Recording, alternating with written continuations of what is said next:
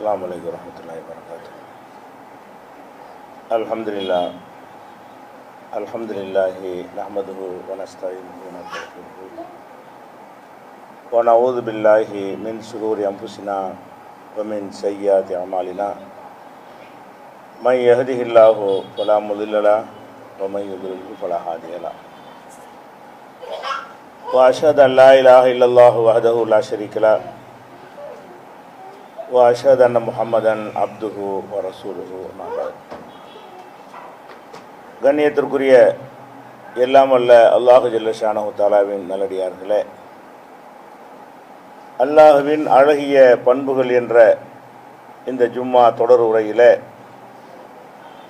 ரஹ்மான் ரஹீம் என்ற அளவற்ற அருளாளன் நிகரற்ற அன்புடையோன் என்ற இரண்டு பண்புகளை குறித்து நாம் தொடராக பார்த்து வருகிறோம்.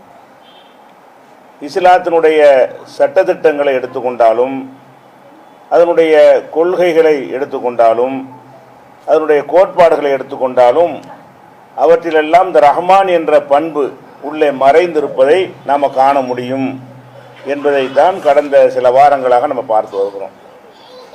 அதனுடைய தொடர்ச்சியாக இந்த உலகத்திலே நாம் வாழும் பொழுது நிறைய இழப்புகளை சந்திக்கிறோம், துன்பங்களை சந்திக்கிறோம், நோய் நொடிகளுக்கு உள்ளாகிறோம், பொருளாதார நிலையிலே மிகுந்த சிரமப்படுகிறோம். இப்படியெல்லாம் சிரமப்படுகிற காரணத்தினால் அல்லாஹ் அங்கேயும் தன்னுடைய அருளாளன் என்ற முத்திரையை பதிக்கிறதை பல சம்பவங்கள் வழியாக நம்ம அறிந்து கொள்ள முடிகிறது. ஆயிஷா நாயகி அறிவிக்கிறார்கள், என்னிடத்தில் ஒரு பெண்மணி வந்தார். அவரோடு இரண்டு புதல்விகளையும் ரெண்டு பொம்பளை பிள்ளைகளையும் கூட்டிக் கொண்டு ஒரு பெண்மணி வருகிறார்.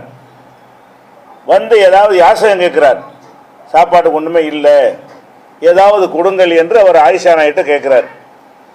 ஆயிஷா நாயகி அவர்கள் சொல்றாங்க, என்னிடத்தில் ஒரே ஒரு பேரிச்சம்பழம் தான் இருந்தது, அதை தவிர ஒன்றுமே இல்லை. அதை நான் அந்த பெண்மணிக்கு கொடுத்தேன்.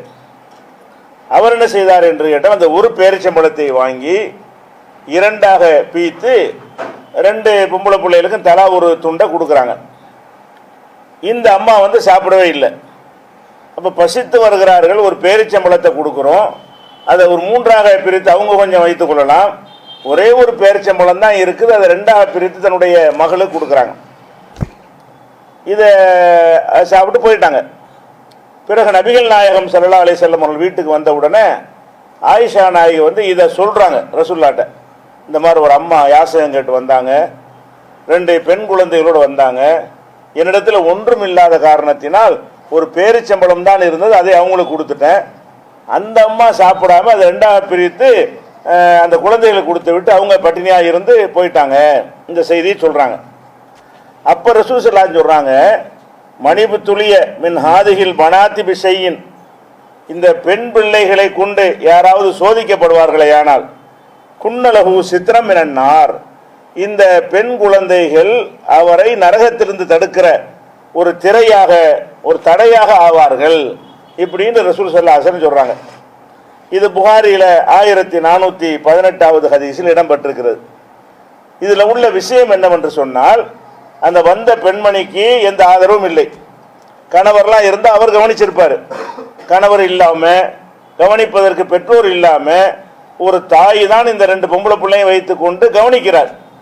இது எவ்வளவு சிரமம். இந்த சம்பவத்தை சொன்னவுடனே ரசூல் ஸல்லல்லாஹு அலைஹி வஸல்லம் அவர்கள் ஒரு சம்பவம் தானேன்னு காதில் கேட்டு போகல, இது ஒரு நிகழ்ச்சி தானே அப்படியா அப்படின்னு போயிடும் நம்மளா இருந்தா. ரசூல் ஸல்லல்லாஹு அலைஹி வஸல்லம் அவர்கள் அதில் உள்ள அனைத்து விஷயங்களையும் கவனிக்கிறாங்க. ஒரு தாய் வருது, ரெண்டு பிள்ளைகள் அழைத்து வருது, ஒன்று கொடுக்குறது ஒன்றுமே இல்லை.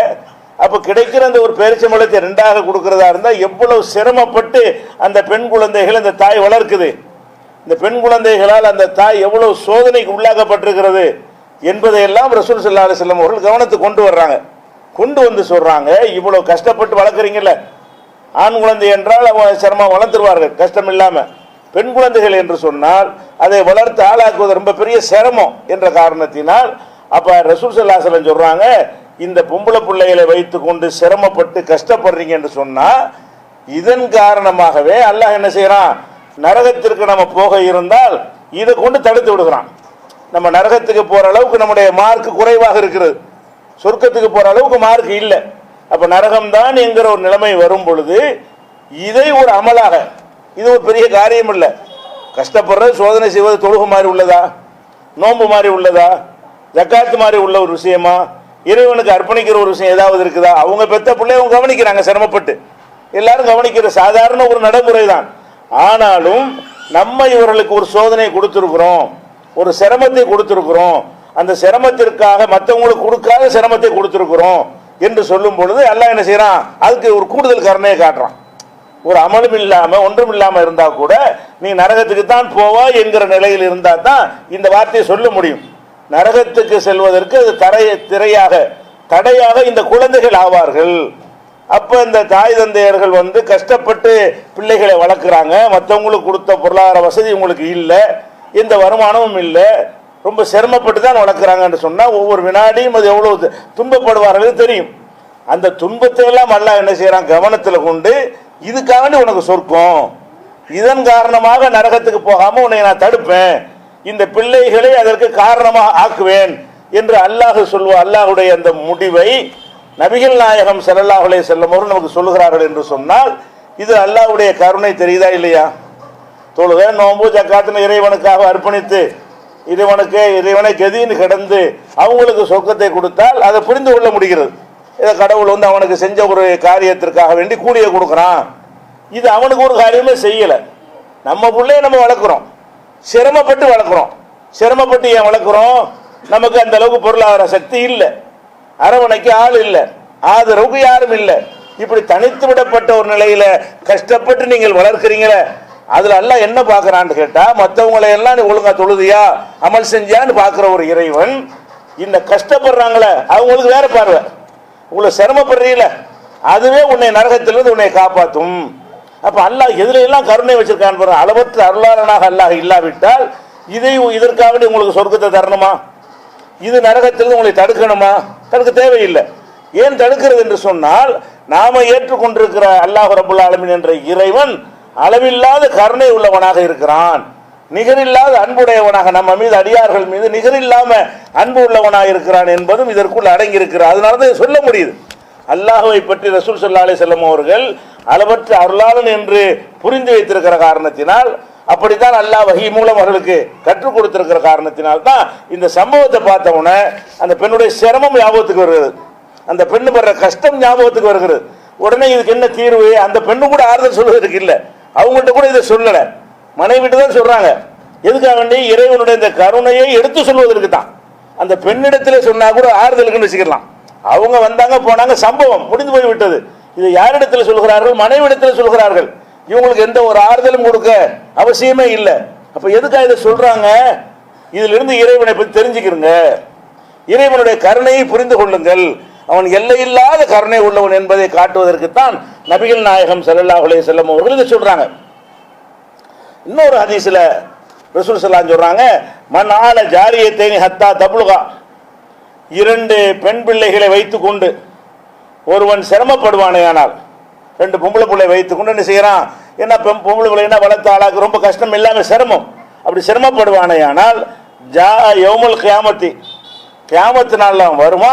எப்படி வருவான் என்று கேட்டால் அனவகுவ, நானும் அவனும் சேர்ந்து இப்படி வருவோம். யார் ஒருத்தன் அனாதை ரெண்டு தான் பெத்த பிள்ளைகளை, அனாதை பிள்ளைல தான் பெத்த ரெண்டு பிள்ளைகளை வைத்து சிரமப்படுகிறானோ, அந்த சிரமத்திற்காக வேண்டி அதை சகித்துக் கொள்கிறானோ, அந்த சிரமத்தோடு இந்த பிள்ளைகளை பராமரிக்கிறானோ, வளர்க்கிறானோ, மனம் நோகாமல் கஷ்டப்படாம நம்ம பிள்ளைன்னு சொல்லி அக்கறையோடு வளர்க்கிறானோ, அங்க கியாமத்து நாள்ல எப்படி இருப்போம் என்றால் நபிகள் நாயகம் ஸல்லல்லாஹு அலைஹி வஸல்லம் அவங்களோடு நம்ம சேர்ந்து வருவோம். ஒரு அந்தஸ்து, சொர்க்கத்துக்கு போறதுங்கிறது ஒரு விஷயம், ரசூலுல்லாவோட சேர்ந்து வர்றது கூடுதல் தரஜா. இது சும்மா சொர்க்கத்துக்கு போ, கோடிக்கணக்கான நபர்கள் நீ ஒரு ஆள போ என்று சொல்வதை கடந்து இவனுக்கு எப்படிப்பட்ட தரஜா கிடைக்கிறது? ரசூல் ஸல்லல்லாஹு அலைஹி வஸல்லம் அவங்களோட சேர்ந்து அவங்களுக்கு பக்கத்திலே நின்று சொர்க்கத்துக்கு போகுது என்று சொன்னால் அது அல்லாஹ் அவ்வளவு பெரிய அந்தஸ்தை ஏன் கொடுக்குறான்? இவன் கஷ்டப்படுறான், உலகத்தில் அவன் படுகிற கஷ்டத்தை ஒருத்தன் கஷ்டத்தை கவனிச்சுதானே கருணைன்னு அர்த்தம். ஒருத்தனை இறக்கமனோடு எப்போ சொல்லுவீங்க? சும்மா வெள்ளையும் ஜல்லையுமா இருந்தான் அவனை பார்த்து நீங்க வாட்டு போயிட்டே இருக்கலாம், இறக்கம் வராது. எப்போ இறக்கம் வரும்? சட்டை கிழிஞ்சிருக்குது, வயிறு ஒட்டி போயிருக்குது, கண்ணம்லாம் ரொம்ப ஒடுங்கி போயிருக்கிறது, கண்ணெல்லாம் உள்ளே போயிருக்கிறது, தலையெல்லாம் பரட்டையா இருக்குது, இப்படி பார்த்தோம்னு சொன்னா அவனை பார்த்து நம்ம பாவம்னு இறக்கம் வரணும். அவன் கஷ்டப்படுவதை பார்த்து இறக்கம் வரணும். வந்தா நம்ம இடத்துல இறக்க உணர்வு இருக்குன்னு அர்த்தம். அப்ப அல்லாஹ் என்ன செய்யறான்னு கேட்டா, நம்ம முன்னாடி ஒருவன் கஷ்டப்பட்டு துடி துடிக்கும் பொழுது இறக்கமுள்ள மனிதர்கள் அவனுக்கு இறங்குவாங்கல்ல, அந்த மாதிரி அதை விட கூடுதலாக அல்லாஹ் என்ன செய்யறான்னு கேட்டா, அவன் தான் அதெல்லாம் கொடுக்குறான். அல்லாஹ் அந்த சோதனை கொடுக்குறான். கொடுத்தாலும் அல்லாஹ் என்ன செய்யறான்னு கேட்டா, என் அடியானுக்கு நான் நிறைய கஷ்டம் கொடுத்துருக்கிறேன், சிரமத்தை கொடுத்துருக்கிறேன். இந்த 2 பெண் பிள்ளைகளை வளர்ப்பதற்கு அவன் கஷ்டப்படுறான், சிரமப்படுறான். இந்த சிரமத்தை எனக்கு செய்கிற வணக்கத்தை போல, எனக்கு செய்கிற இபாதத்தை போல, எனக்காக அர்ப்பணிக்கிற ஒரு தியாகத்தை போல எடுத்துக்கொண்டு அதை நான் ரசூலுல்லாஹ்வுக்கு அருகில் வைப்பேன், ரசூல் ஸல்லல்லாஹு அலைஹி வஸல்லமோட நெருக்கத்தில் வைப்பேன் என்று சொல்லுகிற அளவுக்கு ரசூல் ஸல்லல்லாஹு அலைஹி வஸல்லம் அவர்கள் இதை சொல்றாங்க. இது முஸ்லிம்ல இடம்பெற்றிருக்கிற ஒரு ஹதீஸா இருக்கிறது. அப்ப இதுல என்ன விளங்குறது, நமக்கு வரக்கூடிய துன்பங்களுக்கெல்லாம் கூட கூலி தர்ற மார்க்கம் இது. வணக்க வழிபாடுகளுக்கு மாத்திரம் கூலி கிடையாது. நம்ம வர்ற கஷ்டம், துன்பம், வறுமை, சிரமம் எதுவாக இருந்தாலும் சரி, அதை சகித்து கொண்டோமே ஆனால் இதற்காகவும் அவன் கூலி தர்றான். கருணை வைத்திருக்கிற காரணத்தினால் என்ன கூலி தர்றான்? சொர்க்கம்டா, என்றென்றும் நிரந்தரமானது, அழிவே இல்லாது, நினைச்சதெல்லாம் கிடைக்கக்கூடியதான சொர்க்கம்ங்கிறது. சொர்க்கம்னா என்ன அர்த்தம்? அவங்க என்ன விரும்புறாங்களோ அதெல்லாம் கிடைக்கும். எவ்வளவு கிடைக்கும்? எவ்வளவு விரும்புறாங்களோ அவ்வளவு கிடைக்கும். எவ்வளவு நாளைக்கு கிடைக்கும் அதுக்கு முடிவே கிடையாது. அப்படிங்கிற ஒரு பாக்கியத்தை இந்த சின்ன அற்பமான துன்பங்களுக்காக வேண்டி அல்லாஹ் வழங்குவதற்கு காரணம் அவன் அளவற்ற அருளாளனாக இருக்கிறதான்.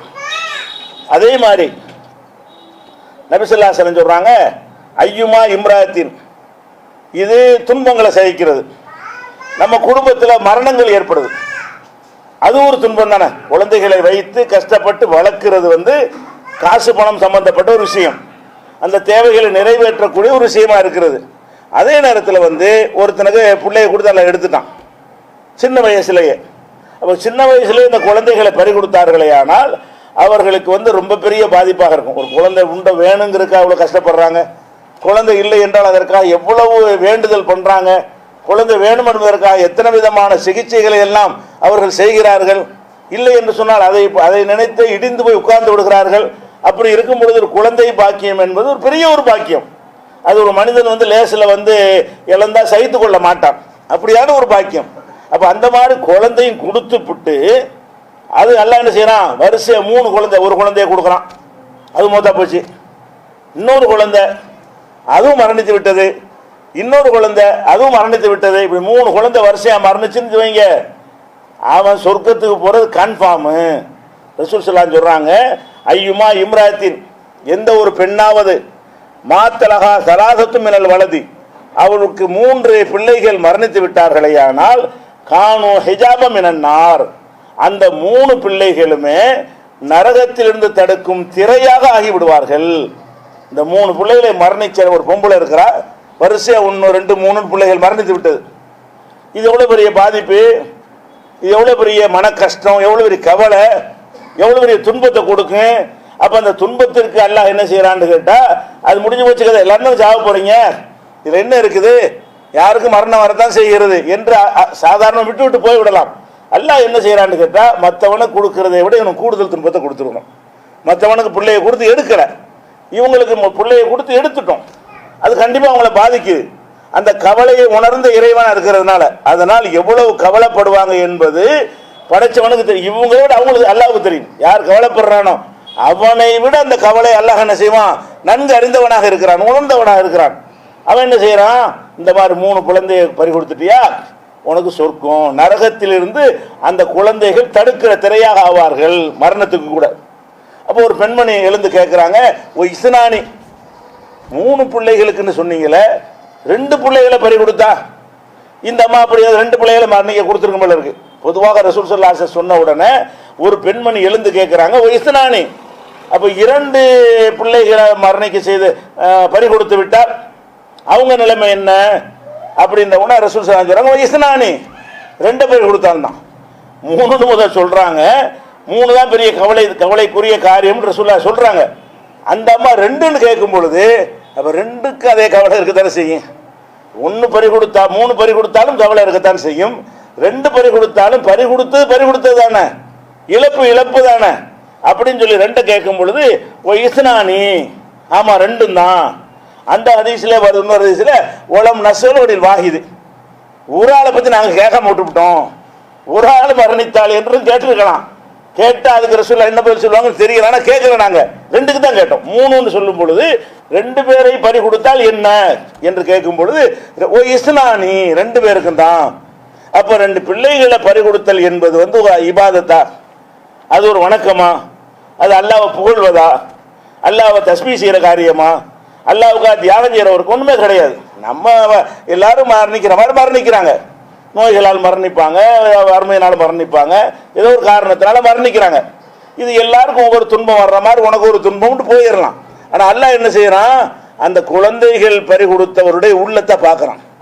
அது எவ்வளவு வேதனைப்படும், அந்த இழப்பு எவ்வளவு பெரிய விஷயமாக இருக்கும்.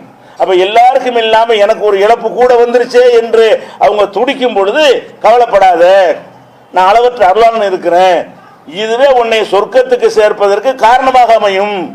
இந்த ரெண்டு பிள்ளைகளை நீங்கள் பறி கொடுத்ததை உங்களை சொர்க்கத்தில் கொண்டு வந்து சேர்த்து விடும் அப்படின்னு சொல்லி ரசூல் ஸல்லல்லாஹு அலைஹி சொல்றாங்க. இது புகாரில் 1249 ஹதீஸில் இருக்கிறது. இன்னொரு ஹதீஸ்ல சொல்றாங்க, இப்ப சொர்க்கம் நரகம் இருக்குல்ல, அதோட அமைப்பு எப்படி இருக்கும்னு கேட்டா, இப்ப சொர்க்கத்துக்கு நம்ம போவதாக இருந்தால் மஹ்ஷர்ல அல்லாஹ் விசாரிக்கிறான், மஹ்ஷர் மைதானத்தில் விசாரிக்கிறான். விசாரிச்ச பிறகு அதுக்கப்புறம் நரகம் தான் இருக்கும். நரகத்தை கடந்துதான் சொர்க்கம் இருக்கும். சொர்க்கத்துக்கு ஒருத்தர் தீர்ப்பளிக்கப்பட்டாலும் அவர் நரகத்தை தாண்டி தான் போக முடியும். அல்லாஹ் எப்படி அமைத்து வைத்திருக்கிறான்னு சொன்னா, இந்த நரகத்தை லேசாவாச்சும் ஒருத்தர் அனுபவிக்கணும். சொர்க்கத்துக்கு போறவனா இருந்தாலும் சரி, இந்த நரகத்தை கண்ணாலையாவது பார்க்கணும், அதனுடைய வெப்பத்தை லேசாவாச்சும் உணரணும் என்பதற்கு அல்லாஹ் என்ன செய்யறான்னு கேட்டா, சொர்க்கவாசின்னு தீர்ப்பளிச்சவன இங்க இருந்து ஜம்ப் பண்ணி போய் சொர்க்கத்துக்கு குதிக்க முடியாது. மஹ்ஷர் மைதானத்திலிருந்து அதை தாண்டி போயெல்லாம் குதிக்க முடியாது. அல்லாஹ் என்ன செய்யறான்னா, நரகத்தின் மீது ஒரு பாலத்தை அமைக்கிறான். அந்த பாலத்தின் மீது கடந்து செல்வார்கள். அப்ப இது யாரா இருந்தாலும் நரகத்துக்கு போகாம இருக்க முடியாது. ரசூலுல்லாஹா இருந்தாலும் சரி, யாரா இருந்தாலும் சரி, இந்த நரக சந்திப்பு எல்லாருக்கும் உண்டு. எந்த நரக சந்திப்பு? சொர்க்கத்திற்கு போவதற்காக நரகத்தின் பாலத்தின் மீது ஏறி போறோமே, அதுவும் நரகத்துக்கு போறது தானே. நரக வேதனை அதில் படத்தானே செய்யும், நரகத்தினுடைய வெப்பம் தெரியத்தானே செய்யும். அவ்வளவு பிரம்மாண்டமான வெப்பமா தானே இருக்கும். அப்ப கீழே குத்து பார்த்தா அது உள்ள துன்பங்கள் அனைத்துமே நமக்கு தெரியுமே. இவ்வளவு கஷ்டத்தை இருக்கும். அது ரசூலுல்லாஹ் சொல்றாங்க, இந்த பாலத்துல போகும்போது யாரா இருந்தாலும் இம்மின்கும் இல்லா வாரிதுஹா, குர்ஆன்ல அல்லாஹ் சொல்றான், உங்களில் யாராக இருந்தாலும் நரகத்திற்கு வந்தே தீர வேண்டும் அப்படின்னு குர்ஆன்ல ஒரு வசனம் இருக்கு. 19வது அத்தியாயத்துல 71வது வசனத்துல அல்லாஹ் சொல்றான், ஓ இம்மின்கும் இல்லா வாரிதுஹா ஓ கான அலா ரப்பிக்கு ஹத்மன் மக்லியா, உங்களில் யாராக இருந்தாலும் நரகத்திற்கு வந்தே தீர வேண்டும். இது இறைவன் கட்டாய கடமையாக்கி ஒன்றுங்கிறான். அப்ப இதை பத்தி ரசூலுல்லாஹ் வழக்குங்கிறான், என்ன அல்லாஹ்வுடைய தூதரே, யாரா இருந்தாலும் நரகத்துக்கு போகணுமா அப்படின்னு கேட்கும் பொழுதுதான் அது கடந்து செல்வது. அல்லாஹ் எதை சொல்கிறான், கடந்து செல்வதற்காக நீங்க சொர்க்கத்துக்கு போறவரா இருந்தாலும் நரகத்துக்கு போறவன் டைரக்டா போயிடுவான். சொர்க்கத்துக்கு போறவனா இருந்தால் அந்த பாலத்தின் மீது போகும் பொழுது நரகத்துக்குள்ள நுழைஞ்சு தானே போறான். அந்த நரகத்தின் வருகையை தான் அல்லாஹ் இங்க சொல்லி காட்டுறான்னு விளக்கம் சொல்றாங்க. அதை இந்த இடத்துல யாவும் காட்டுறாங்க ரசூல் ஸல்லல்லாஹு அலைஹி வஸல்லம். எப்படி லா யமூத்து லி முஸ்லிமின் ஸலாஸத்து மினல் வலதி, ஒரு முஸ்லிமுக்கு 3 பிள்ளைகள் மரணித்து விட்டார்களே ஆனால் ஃபயலிஜன்னார், அவன் நரகத்தின் நுழையுதல் என்பது கிடையவே கிடையாது. இல்லா தஹில்லத்தல் கசம், அந்த கடந்து செல்வதற்கு எல்லாரும் போவாங்களே அதை தவிர, அந்த ஒரு நரகம் தான் இருக்கே தவிர இவனுக்கு 100% கிடையாது, நரகமே கிடையாது. 3 பிள்ளைகள் அல்லாஹ்வுக்காக பறி கொடுத்து சபர் செய்து கொண்டானேயானால் அவன் நரகத்திற்கு செல்ல மாட்டான். இந்த பாலத்தில் கடப்பான அதை தவிர, அது எல்லாரும் போறதானே, அதில் யாரும் தப்பிக்க இயலாது. யாரும் தப்பிக்க முடியாத அந்த பாலத்தில் போறான அதை தவிர வேறு வகையான நரகத்திற்கு செல்லுதல் என்பது அவனுக்கு கிடையாது என்று ரசூல் ஸல்லல்லாஹு அலைஹி வஸல்லம் சொல்றாங்க. இது புகாரில 1251வது ஹதீஸில் இருக்கிறது. அப்ப இதுல நம்ம என்ன விளங்கிக் கொள்றோம், அப்ப குழந்தையை பறி கொடுத்தவங்களுக்கு கொஞ்ச நாளைக்கு நரகத்துக்கு போயிட்டு எல்லாம் சொர்க்கத்தில் போடுவோம்னு நினைச்சிருவோம்ல, அப்படி நினைக்க கூடாதுங்கிற சொல்றாங்க. சில பேர் சொர்க்கத்துக்கு போவாங்க. எப்படி போவாங்க, அல்லாஹ் மார்க்க பார்ப்பான், இவன் சொர்க்கத்துக்கு போற அளவுக்கு முதலாக சொர்க்கத்துக்கு போற அளவுக்கு மார்க் எடுக்கல, போ நரகத்துக்குன்றான். மன்னிச்சா சொர்க்கத்துக்கு அனுப்பிடுவான். மன்னிக்கவில்லை என்று சொன்னால் அவனை நரகத்தில் போட்டு இந்த தப்புக்கு இவ்வளவு நாள் அவன் கணக்கு வச்சிருப்பான், அவன் கருணையை கொண்ட விஷயம், சரி போதும் போ என்று நரகத்துக்கு போட்டு விட்டு, ஆனா சிறுக்கு வைக்காம இருக்கணும். அல்லாஹ்வுக்கு இணை கற்பிக்காமல் இருக்கணும். அந்த விஷயம் கரெக்டா இருந்தால், செஞ்ச தப்புக்கு தண்டிக்காவிட்டால் நேரடியாக சொர்க்கம், தண்டிப்பதாக இருந்தால் அந்த தண்டனையை பெற்ற பிறகு என்ன செய்வாங்க, சொர்க்கத்துக்கு போவார்கள். இப்ப இந்த 3 பேரை பறி கொடுக்குறாங்களே, அவங்க சொர்க்கத்துக்கு போவாங்கன்னு எப்படி விளங்கிற கூடாது? செஞ்ச தப்புக்கெல்லாம் நரகத்தில் வெந்துட்டு துன்பத்தை அனுபவிச்சு விட்டு அப்புறமேலு போவார்கள் அர்த்தம் கிடையாதான். அதுக்கு தான் ரசூலுல்லாஹ் சொல்றாங்க, இந்த பாலத்தை கடப்பான அதை தவிர நரகங்கிறது கிடையாது, நுழைதலே கிடையாது. அப்ப 100% சொர்க்கத்துக்கு போறது உறுதி என்று ரசூல் ஸல்லல்லாஹு அலைஹி வஸல்லம் சொல்றாங்க. எதுக்காக வேண்டி? இந்த 3 பிள்ளைகளை பறி கொடுத்தவர்களுக்கு அல்லாஹ் கொடுக்கிற கருணை. ஏன் இதை செய்யறான் அல்லாஹ்? அவன் என்ன தரணுதா? சட்டம் இருக்கா? கட்டாயம் இருக்குதா? அவன் நினைச்சதை செய்யக்கூடிய ஆளுலிமா யுரித், நினைச்சதை செய்யக்கூடியவன் என்பது அவனுடைய தன்மை. ஆனாலும் அவனே சொல்ற மாதிரி, என்னுடைய கோபத்தை என்னுடைய ரஹமத்து மிகைத்து விட்டது, எனக்கு கோபம் வரும், எனக்கு கருணையும் இருக்கிறது, ரெண்டுக்கும் போட்டி வந்தா கருணை தான் ஜெயிக்கும் அல்லாஹ் சொல்றான். அல்லாஹ் எப்படி சொல்றான்? என்னுடைய கருணை என்னுடைய கோபத்தை மிகைத்து விட்டது. கோபம் இருக்குது, கோபமா கருணையான்னு பார்த்தா கருணை தான் மிஞ்சும். அதனால இந்த 3 பிள்ளைகளை பறி கொடுத்தவங்கள்ட்ட கோபிக்கிற விஷயங்கள் நிறைய இருக்கும். 3 பிள்ளையை பறி கொடுத்தான் இல்லையா, அவன் எத்தனை பாவங்கள் செஞ்சிருப்பான், எத்தனை தப்புகள் செஞ்சிருப்பான், அல்லாஹ் கோபத்தை ஏற்படுத்தக்கூடிய வகையில் பல காரியங்களை செஞ்சிருப்பான். அதுக்கு கோபம் வரணும். 3 பிள்ளைகளை பறி கொடுத்து பொறுமையா இருந்தானே, இது கருணை வரணும். எவ்வளவு வரணும்? கொஞ்சம் தான் வரணும். செஞ்ச பாவம் அம்புடு. ஆனா அல்லாஹ் என்ன செய்யுது? அதையெல்லாம் கணக்கில் எடுக்காம இந்த கருணை மிகைத்து போய் ஓடு சொர்க்க நேரம் ஓடு, துனியாவில் கஷ்டப்பட்டுட்ட, 3 பிள்ளையை பறி கொடுத்து ரொம்ப துன்பப்பட்டுட்ட, அந்த கவலைக்கெல்லாம் மருந்தாக உனக்கு என்ன செய்யறேன், சொர்க்கத்தை தருகிறேன் என்று அல்லாஹ் சொல்லுவான்றதுனால் காரணம் என்ன? அளவற்ற அல்லாஹ் தான் எல்லாத்திலும் இருக்கும். நீங்க இஸ்லாத்தினுடைய எந்த ஒரு போதனை எடுத்து பார்த்தாலும் அல்லாஹ் ரஹ்மான் என்பது அதற்குள்ள ஒளிஞ்சிருக்கும். அளவற்ற அருளாளன் என்ற தன்மை அதற்குள்ள இருக்கிறத பார்க்கலாம். அதே மாதிரி ஒரு ஊர்ல இருக்கிறோம், திடீர்னு பிளேக் நோய்னா என்ன? ஊரையே கொள்ளையை வாரிக்கிட்டு போயிடும். காலரா பிளேக்னு ஒரு நோய் வருதுல, இந்த நோய் வந்துச்சுன்னு சொன்னா ஒருத்தன் ஒருத்தன் அது பாட்டு போய்கிட்டே இருப்பாங்க. இந்த மருத்துவம் வேலை செய்யாது, கூட்டமா செத்து மடிஞ்சு கொண்டே இருப்பார்கள். அந்த மாதிரி வரக்கூடிய நோயில பலரும் மடிஞ்சிருவாங்க. திடீர்னு பாத்தீங்கன்னா வரிசையா போயிட்டே இருப்பாங்க.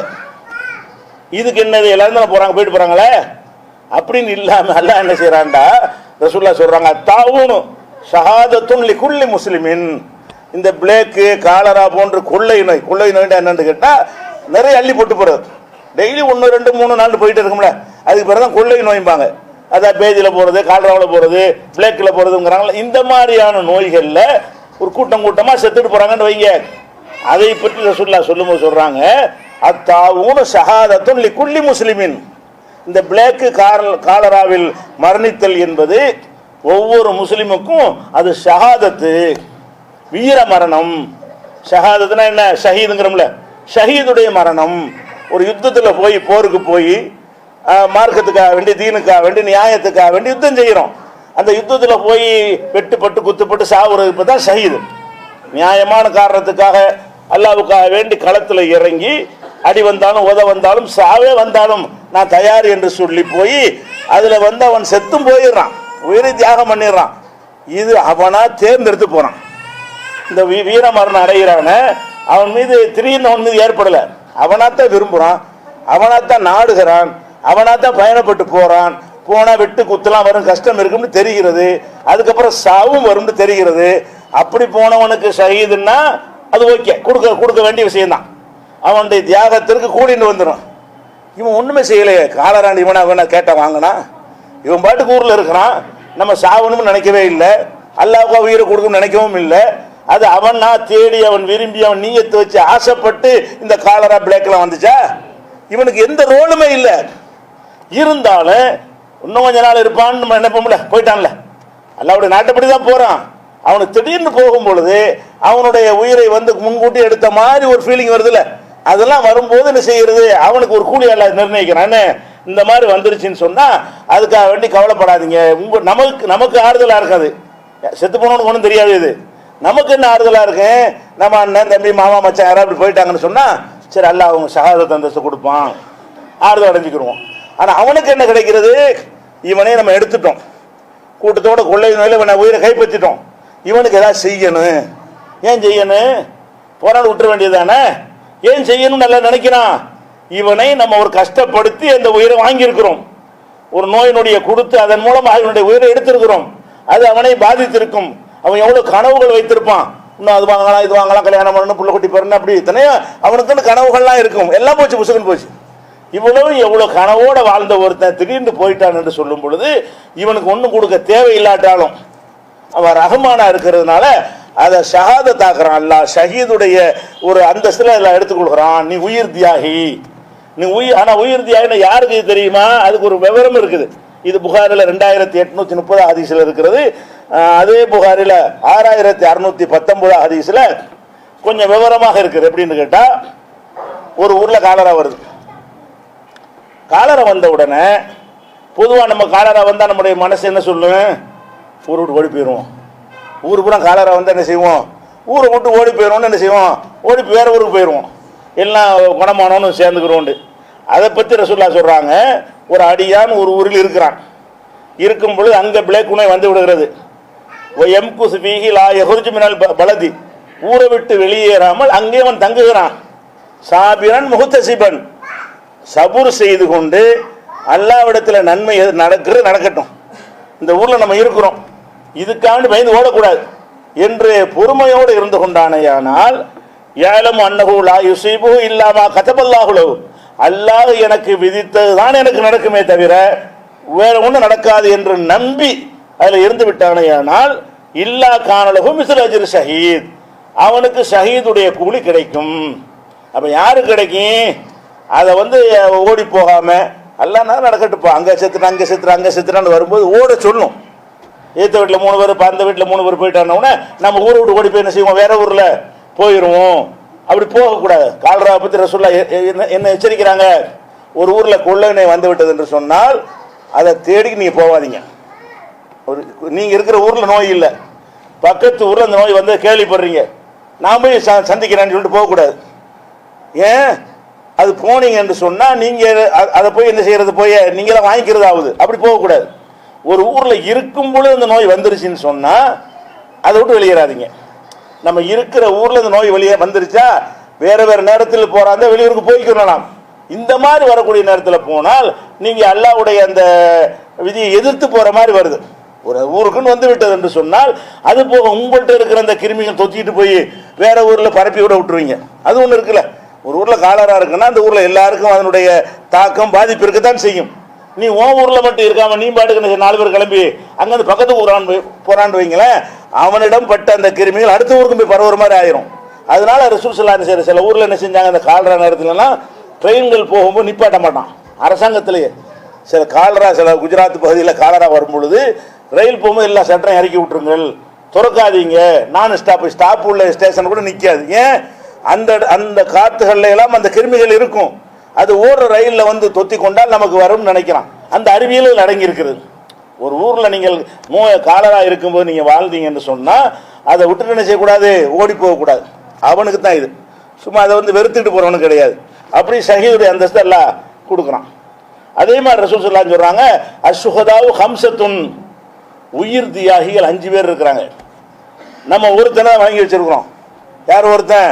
அல்லாஹ்வுக்காக அவனா வழியே போய் தியாகம் செய்து கஷ்டப்பட்டு உயிரை பறி கொடுக்குறான் இல்லையா, அவன் ஷஹீதுங்க நமக்கு தெரிஞ்ச ஒரு விஷயம். அது இல்லாமல் இன்னும் 4 பேர் இருக்காங்க. ரசூல் ஸல்லல்லாஹு அலைஹி வஸல்லம் சுஹதாக்கள் ஷஹீதுகள் என்று இன்னும் 4 பேர் இருக்கிறார்கள். அது யார் 4 பேர்னா? மத்தூன், அதாவது காலராவில போனவன், இறந்து போனவன்.